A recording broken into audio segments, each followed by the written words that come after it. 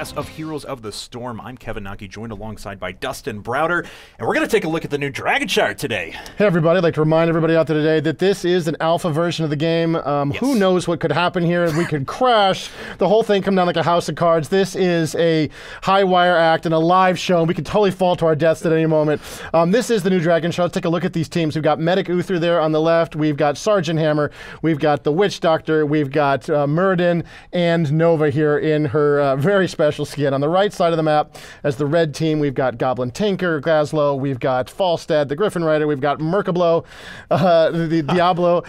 We've got Zeratul in another special skin, and we've got Malfurion. Oh, and I just love Zeratul dancing there. So we are, of course, on the new Dragon Shard, and everyone voted for this. It was overwhelmingly chosen, so let's take a quick look at the map. So in the very middle of the map, you're going to see that. That's a dragon statue. Now, if you're able to capture two different shrines, which are positioned on the north and south of the map, then your team has the ability to activate the Dragon Knight. Doing so gives you this very powerful knight that you can use for a limited amount of time to really just start wrecking objectives and other characters. Yeah, this Dragon Knight is insanely powerful, but his duration is short. He's kind of like maybe a tank from Left 4 Dead. This is a huge, huge monster you can control and just wreck other heroes, knock them about any way you want to do. And so you watch for players to try to gain control of all three lanes simultaneously so they can be the ones to control the Dragon Knight. That's right, and we do want to give a big shout out to our observer, Tim Frazier, as well. He is, of course, manning the controls and will be keeping track of things as we go along. Lanes are setting up. We have Gazlowe versus Nova over there in the top lane. Looks like we got a little bit of Uther and Witch Doctor versus Falstad and Zeratul here. Already a little bit of damage being applied by our Witch Doctor. Falstad not able to make his way out of there. A little bit of throws in the top lane, in mid lane as well, as Lord Goblo is trying to bring some people back to that turret, but of course, Muradin is walking away. I don't know if I like Ku in that position today. He's playing Sergeant Hammer, and she's in a little bit of trouble. She just got picked up by Diablo and thrown right into those towers, and down he goes. Wiped out Muradin as unable to get in there to protect him, and that's going to be a good matchup, I think, for Red in that middle lane. It looks like we already have some fights developing around the shrines as well, over towards the top. Looks like people are trying to wrest control. Already Zeratul trying to jump on top of the shrine down in the bottom. Sunshine being taken by Nova, and we are going to have some fights back and forth here. Zeratul takes some damage, blinks away, and will get behind the towers. Yeah, absolutely well done. It looks like Blue is going to control both of those shrines, at least in the short term. I don't think they have the presence to gain control in the middle lane. There's Muradin getting knocked away, and there's Sergeant Hammer coming, trying to push Merkablo away. Sieging up, very good there. It's a great position that might buy in time, and here comes Falstad using his ability to fly across the map, gets right into position, and Blue is pushed back. They've maintained control of top and bottom. Looks like they're about to lose control of top. And they were unable, however, to gain control of the middle position, so they've lost control of the shrine temporarily. That's right, and whereas most characters can just mount up with their Z, that's actually a different ability for Falstad. It allows him to fly a very long distance on the map. Looks like Zeratul gets in some damage once, or is in some trouble there once again, as a wall of zombies came out for the Witch Doctor, but not enough to take him down. Another big engagement here in the middle. Ku is taking a lot of damage, but Falstad's going to pay for it. Muradin tries to jump in, but gets flung by Diablo under the turret, and Muradin falls. Really good turnaround there from Red Team. Yeah, well done. That's what, like you were saying, that's one of the big things we're trying to go for, is make all these heroes as unique as possible, so their movement powers are different. They're, they have different types of heroic abilities. They have different talents in the game. Every hero wants to feel as absolutely unique as possible to do justice, and there is the grab. Blue Team grabbing a hold of that Dragon Knight, and now they're going to push really hard in this middle lane. Watch for that Dragon Knight to do his big kick power, where he hits the enemy hero and knocks him flying across the map. You can sometimes knock heroes almost all the way back into their own base. You can give them a huge boot and just kick him right out of the battle. And, it looks like he tried to charge forward there, but unfortunately ran directly into the wall. Of course, the other ability that he has at his disposal is another member of Red Team goes down. The Dragon Knight, of course, with their Q, can spew out a huge cone of flame, just what you see there. It does damage initially and damage over time to anything that's sitting underneath. Zeratul tries to jump in, but pays for it. Lord Goblo trying to come after the Witch Doctor. Looks like Falstad will finally lock down that kill, but they're just standing in the middle of the Dragon Knight. The Dragon Knight slaughtering everything, and there goes Lord Goblo, kicked a full town away. Right to his healing well, so I'm sure he's rather happy to be there. He can pick up some healing and charge back into battle. He gets on his sparkly pony Unicorn, and he charges back into the fight. You can see the Dragon Knight's getting a little beat up there, so he's going to want to position now for the death of the Dragon Knight. The Dragon Knight is probably going to go down. There it goes. and now he wants to maneuver away before he's surrounded, and he successfully does that. That's right. The Dragon Knight, when it either dies or times out, your hero is just going to appear where that's at. So if you find yourself really fighting deep in your enemy's territory, and the Dragon Knight dies there, well, tough luck for you, and you're probably not going to be able to come back. Fights developing, though, as we see Mirrodin trying to take a mercenary camp here off to the side. Looks like that is going to be the death of the Witch Doctor, unfortunately, though, and Falstad and Lorgablo may try to get some damage in here or stop this. No, looks like they're going to commit back to lane while this Merc camp, these Siege Giants, are destroyed. I don't think they were quite aware of the danger in there. They were gone for the gank. They saw a little bit of movement. They didn't see exactly what's going on. With those Siege Giants up, that's going to be a little bit of an advantage. Oh, good move by Mirrodin. He tries to get in there to take down Falstad. Falstad, of course, very slippery. He's trying to get away. A stun from Uther. Falstad in a little bit of danger here. He's going to try to get out of trouble. I think the tower is going to drop him. And Red falling back a little bit in the face of this Siege Giant push. Yeah, and we do actually have a level advantage for Red right now.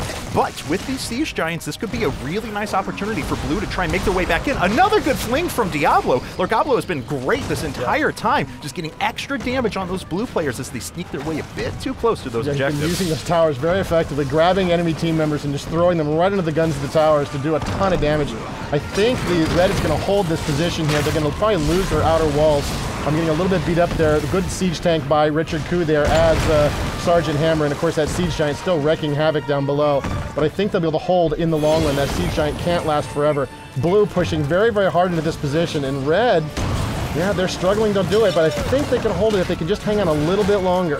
And as you guys just saw, there was another countdown started for those shrines to reappear here. So in 15 seconds, the Moon and the Sun Shrine will reappear, and that Dragon Knight will become available once again. So expect a fight to develop because of that. Falstad going for a big flank here, going to try and get in behind the Siege Giants and Blue Team in general. The fight does start commencing, but Blue's just taking no damage yet. It looks like they're just trying to push away initially that Siege Giant. Finally, Uther starts taking some damage, so of course he'll regen quite a bit of that back up. Zeratul getting very low at this stage, taking some more damage, will end up falling, and Sergeant Hammer, of course, he too has a little bit different mobility. He falls in the end. He has an activatable ability, which actually gives him thrusters that speed him up for a few seconds. You can only use it very rarely, but when he uses it, he's very fast and very efficient. He can't be knocked off of it like a traditional mount.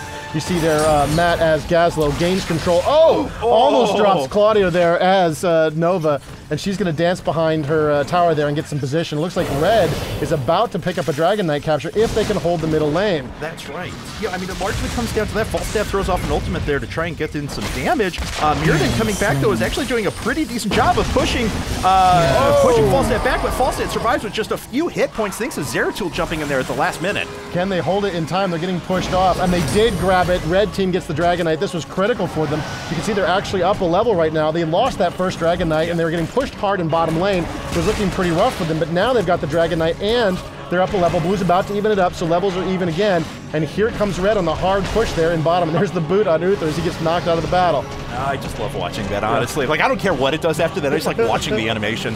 Dragon Knight, though, of course, is going to be able to very effectively tank these towers for a long period of time. Only 30 seconds left on the Dragon Knight, so it can pretty much just afford to stand there and tank damage the entire time while continuing to push out objectives. Looks like Zach is trying to be a bit more efficient with it, though. Tries to charge in, but gets stopped by the wall once again. Yeah, so the blue team is really gathered down here. You see all 5 heroes are coming into position to try to hold this town. They really don't want to lose it. And with the Dragon Knight already down to only 10 seconds left, I'm not sure Red's going to be able to get enough damage. It's going to depend on what happens in that team fight once the Dragon Knight is done. And he's almost down. He's taking a ton of damage. Only 1 second. Out he pops. Mirrodin going into Avatar mode there, moving into position. And Red, a little bit beat up, is scattering. Let's see if there's any casualties in this retreat. I've got to give Blue Team a big benefit of the doubt here. Good credit, as they've actually held off this very, very well. Death Laser comes in from Gazlowe. Not enough, but look at that blink from Zeratul. He's going to pay with his life, but it was worth it. He gets a kill, and he opens up a big engagement for Red Team there. So while I was just about to compliment Blue Team on a very nice job holding off that Dragon Knight, they get slaughtered in the follow-up team fight. And you can see on the upper left, the upper right, you can see the kills on both teams now. 3 players down, 4 players down for Blue Team. Red on the push with only a single player down. They're going to drop that town. They're going to drop this tower. The question is, do they have enough to keep pushing forward in this position? With Gazlowe there, they might be able to do it. Gazlowe, very effective, the Goblin Tinker as a pusher. He can do a ton of damage to these towers. He may have some special talents as well that's helping him out here. And it looks like all the All the blue heroes are up again, and red's going to fall back a little bit, see if they can pick up these siege giants on their way out.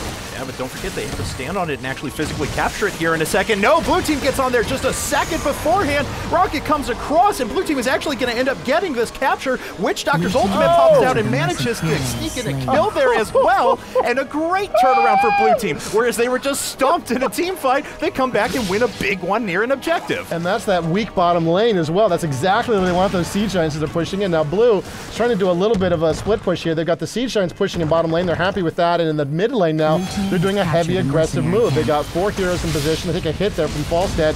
Rich in a little bit of danger there. He gets grabbed by Diablo again and shoved into the guns of those towers. He's got to be careful of that move. Red trying to get some damage done. Wow, there goes Zeratul for a big hit. Yeah, looks like Zeratul regenerating a little bit as he runs away there, so he's not in too much danger anymore. Claudio, of course, was just throwing off Nova's apparition there. He will be able to sneak away from that fight. Still a lot happening down at bot lane, though. We have 2 waves of siege giants that are actually pushing this fort at once. And of course, Witch Doctor has a lot of great AoE abilities and will be able to push out those minion waves very, very easily. Yeah, I think he's going to pay for his aggression there. He's getting quite a beating there from Zeratul and Diablo. Yeah. Both are pretty injured, so I don't know if they want to hang out there at this point. Neither one of them can take even another hit. Down he goes. Incredible. Killed by the minions. Unbelievable.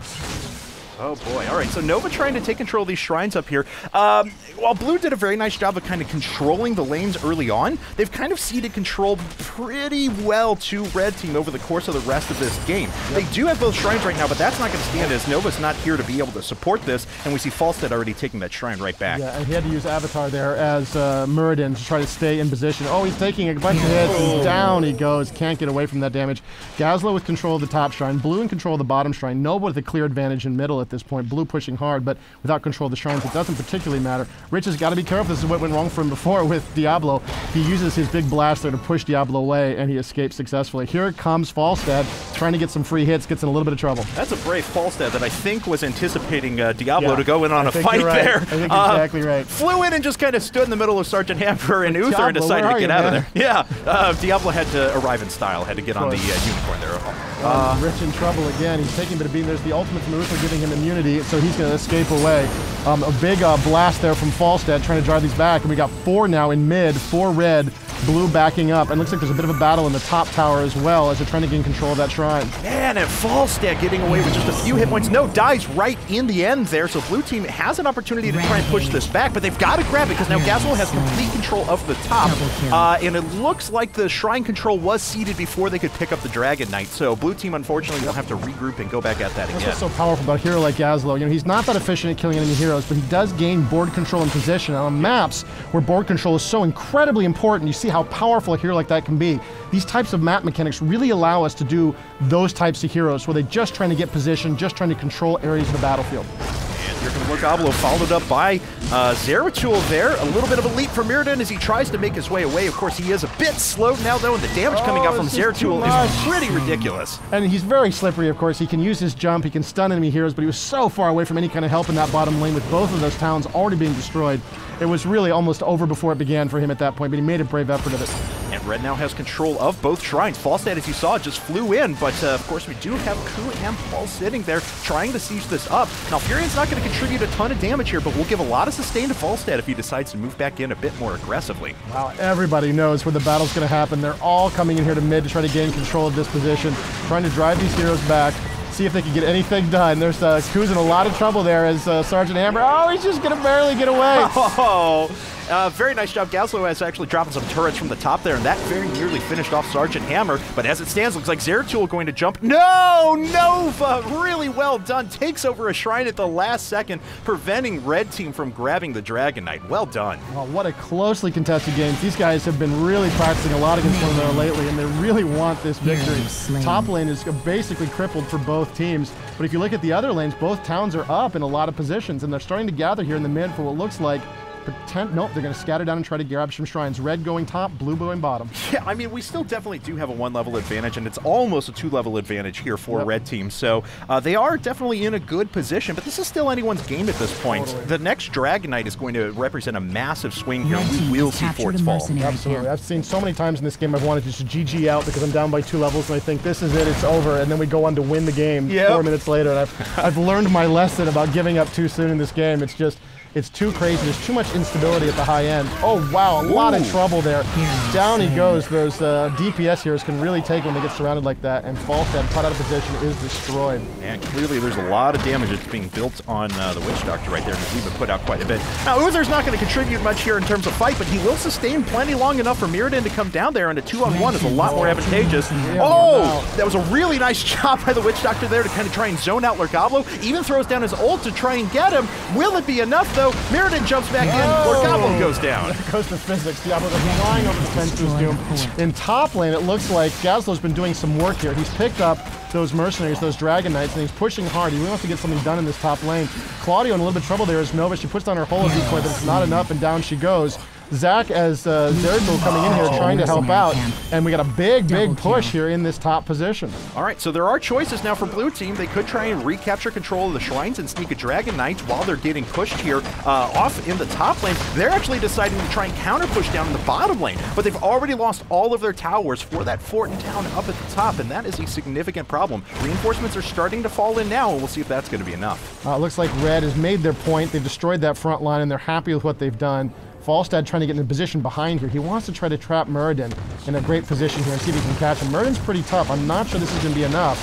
Mirrodin with, of course, a lot of hit points, a lot of regeneration. With the ability to jump, he can often get away. Falstad in hot pursuit. Mirrodin going to take the long walk home and see if he can get to any of his allies. There's nobody forthcoming to help him here as Falstad's in hot pursuit. There's his jump as he keeps dancing away.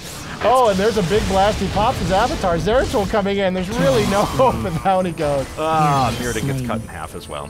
Poor Mirrodin. All right, so blue team is actually going to recapture control of the shrines here, but and Nova's actually in position here with the Dragon Knight. If they could successfully sneak a Dragon Knight right now, this would be a massive turnaround, but it looks like the bottom shrine was recaptured by the red team just in time, and that prevents the big turnaround we were looking for. Nobody in position to make use of it. Nova completely surrounded by her enemies there. There's the ultimate by Uthor giving her immunity for a short time. She needs to get out of there right now, and she does. Uthor tanking most of the damage. You've seen him before. You know he's tough. He can absolutely handle it. Rich there as Sergeant Hammer doing a bunch of damage. This is a great hero for these defensive kinds of positions. If he can only get some protection from his allies, there's the ultimate from Diablo. And looks like Falstad up there is going to grab the position. Nova with the shot on Malfurion doesn't quite drop him, and Blue sort of scattering away from this position, not able to hold it, and there is the Dragon Knight from Red. And I'm really worried for blue team now because they were already being pushed into their tower.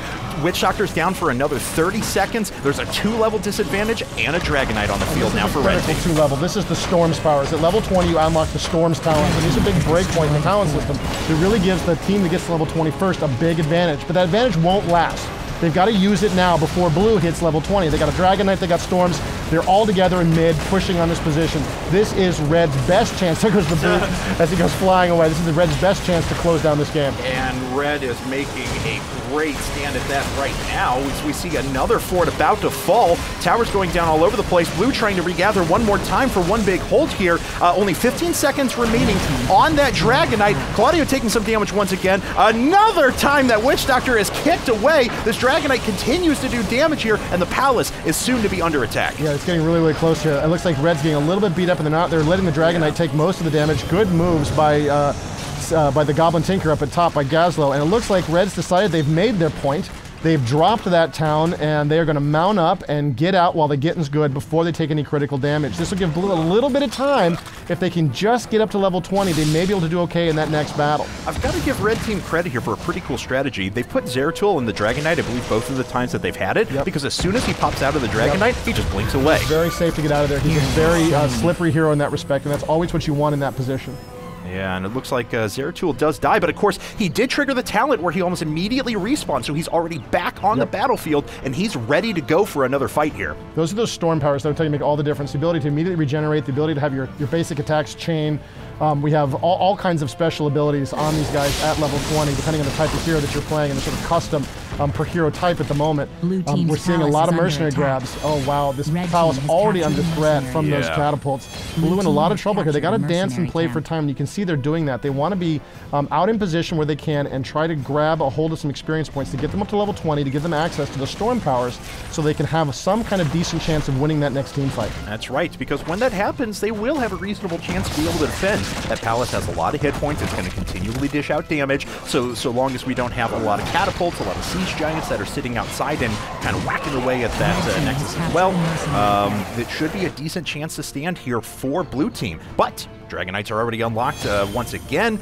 Shrines are coming back up, and red team has pretty much complete control of the map, so red team does have the option to kind of sit back and wait for another Dragon Knight as well. Yeah, they really do, and blue doesn't have a lot of the mobility they need. Nova with her cloak can be pretty slippery. She might be able to sneak around the map and try to gank some of those shrines from behind when red thinks they've got them covered, but they have no Falstad, not even an Abathur who can teleport somewhere else on the map. It looks like a little bit of trouble there for the Witch Doctor as he danced away from that fight. Falstad with the blast, he dodges it just in time. Blue gathered up a little bit, sort of ignored that mid lane as red is dancing a little bit towards the top, and there come those Dragon Shrines online. And the Dragon Shrines are online at a time when red is pushing 2 different lanes with minions right now, with Merc camps, I should say. So it'd be pretty easy for them to try and go for those shrines, but it looks like Zeratul tried to jump in, blink, and get some damage done. Lord Goblo comes right in, and looks like Witch Doctor may fall once again. Yes, he does go down without being able to use most of his abilities, so his damage is going to be out of the fight.